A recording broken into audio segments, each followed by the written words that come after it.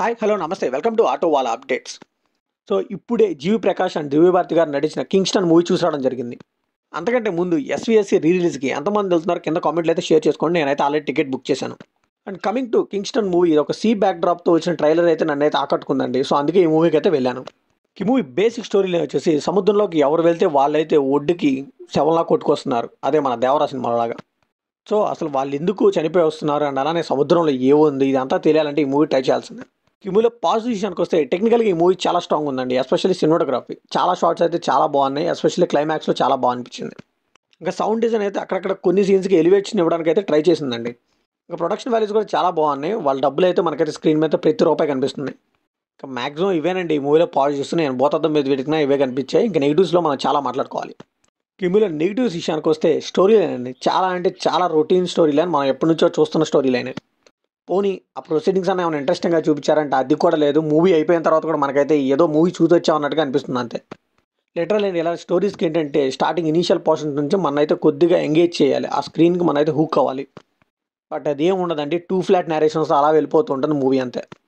Literally పైసలు అయితే waste చేస్తారనిపించింది. Literally ఇంటర్వెల్కి ఒక కాన్ఫ్లిక్ట్ వస్తుందండి. అప్పటిదాకా 1 hour 10 minutes ఊరికి అలా గడిపేశారేమో అనిపించింది.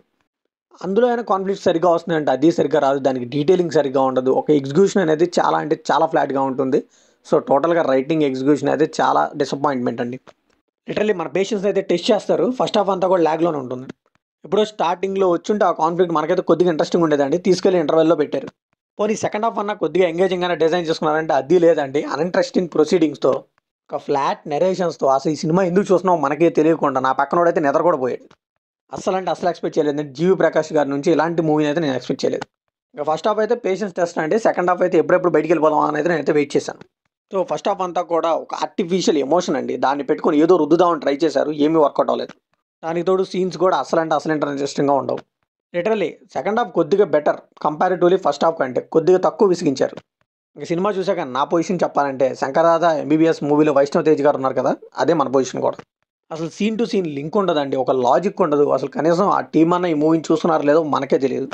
ఇంకా సినిమాటిక్ లిబర్టీస్ అండి, అవి మన ఆడియన్స్ ఎక్స్పీరియన్స్ ఎన్హాన్స్ చేసేలా ఉండాలి కానీ చిరాకు తెప్పించేలా ఉండకూడదు. మరీ ఓవర్గా వాడారేమో అనిపించింది. ఇంకా ఎపిసోడ్స్ అండి, వాటికి ఒక దండం అని చెప్పాలి. అసలు ఏమీ కూడా వర్కౌట్ అవ్వలేదు, చాలా ఆర్టిఫిషియల్గా ఉన్నాయి.